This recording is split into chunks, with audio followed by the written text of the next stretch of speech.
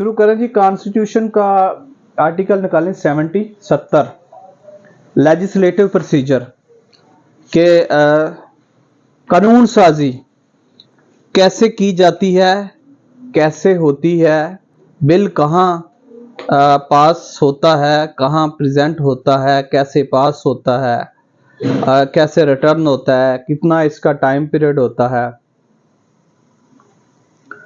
इसके बारे में हम बात करेंगे। आर्टिकल 70 कहता है जी, constitution 1973, introduction and passing of bill, कि बिल को कहां पेश किया जाता है, कहां इंट्रोड्यूस होता है और किन मराहिल से चल के बिल जो है वो पास होता है।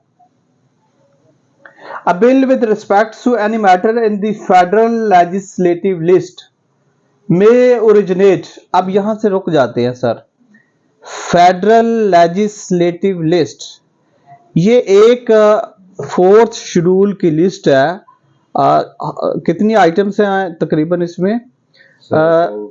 70-80 के करीब मुख्तलिफ किस्म का, मसलन रेलवे है, कोई फॉरेन अफेयर है, कोई इसी तरह के मामला आते हैं जिसमें वो कहता है कि ये बिल जो है वो लेजिस्लेटिव लिस्ट जो है उसमें जो आइटम्स इंट्रोड्यूस की गई हैं, जो मैटर इंट्रोड्यूस किए गए हैं, उनका बिल कहां पेश किया जाता है। लिस्ट में may originates in either house, again जी आइदर हाउस, दोनों हाउस में से। कौन सा house sir? Senate and national assembly. But याद रखिए कि सारे बिल जो हैं आइदर हाउस में पेश नहीं होते, आगे चल के हम बताएंगे उसमें भी। अब कहता है जी may originate in either house, meaning के किसी भी हाउस में ये पेश किए जा सकते हैं। वो नेशनल असेंबली भी हो सकती है, सेनेट भी हो सकती है, लेकिन मैटर वो होने चाहिए जो फेडरल लेजिस्लेटिव लिस्ट में इनलिस्टेड किए गए हैं, जिक्र किया गया है, मेंशन किया गया है।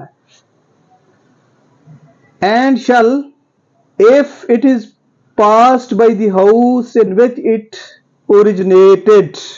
पहली बात करता है कि आइदर हाउस में से नेशनल असेंबली या सेनेट किसी में यहां इसको पेश किया गया, ओरिजिनेट किया गया बिल को वो पास कर देता है, तो फिर क्या होगा? Be transmitted to the other house, तो इसके बाद क्या होगा कि वो दूसरे हाउस में चला जाएगा। ठीक है जी, नेशनल असेंबली सेनेट में चला जाएगा और senate vice versa national assembly में आ जाएगा।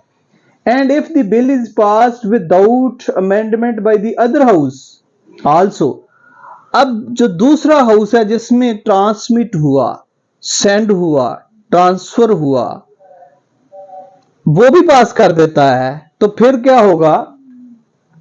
It shall be presented to the president for assent. Assent कहते हैं जी मंजूरी को,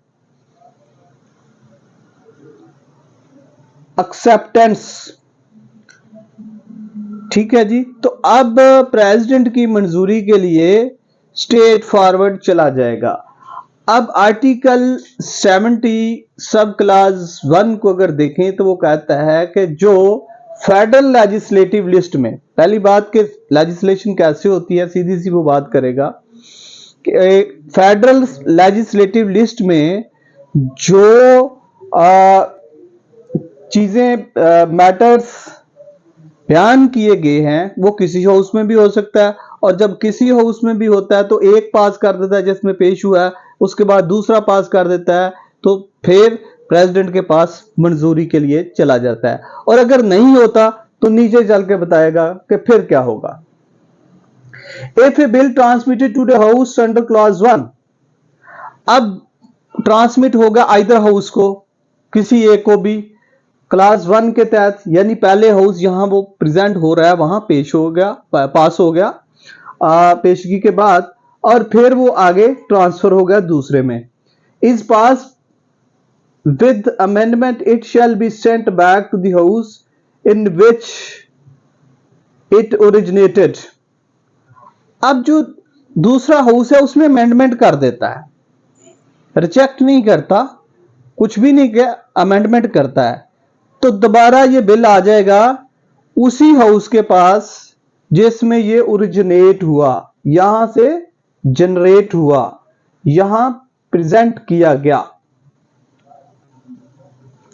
And if that house pass the bill with those amendment, it shall be presented to the president for assent. Again, अब amendment उस house की जो पहले दूसरे हाउस ने की, तो दूसरे हाउस में जब आया वो दोबारा जिसमें ओरिजिनेट हुआ था, उसने उस अमेंडमेंट को डीटो एक्सेप्ट करते हुए मंजूरी दे दी, तो फिर प्रेसिडेंट के लिए उसकी मंजूरी के लिए चला जाएगा. और अगर ऐसा भी नहीं होता तो तीसरे क्लास में क्या कहता है, आर्टिकल 70 का सब क्लास 3 क्या कहता है जी, if a bill transmitted to house under clause 1 is rejected और is not passed within 90 days of its lying in the house.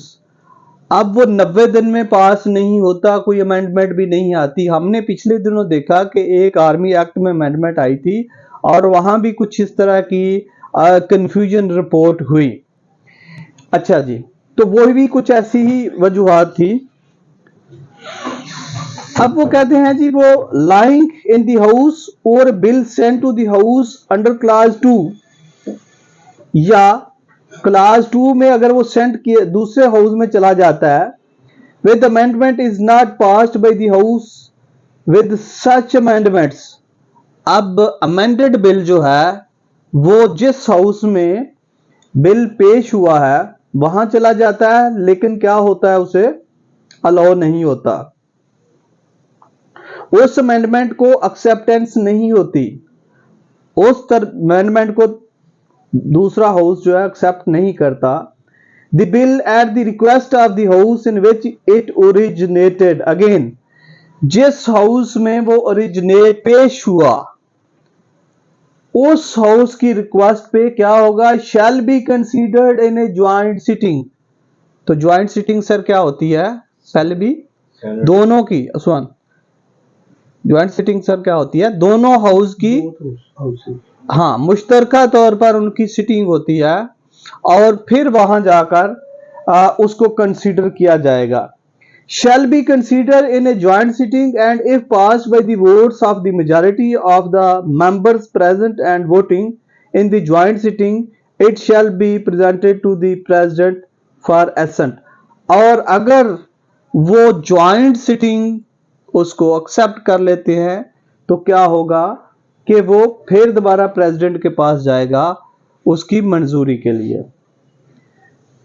आगे कहता है जी 4 इसमें, this article and the succeeding provisions of the constitution federal legislative list.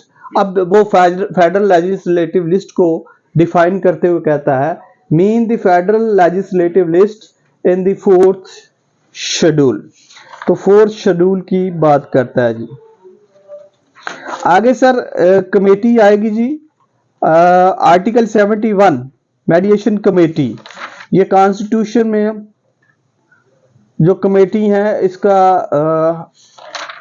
मेरा ख्याल है next session में हम बात करेंगे, और अगले आर्टिकल में, आर्टिकल 71 में हम डिस्कस करेंगे मेडिएशन कमेटी. तो प्लीज इसको शेयर कर दें.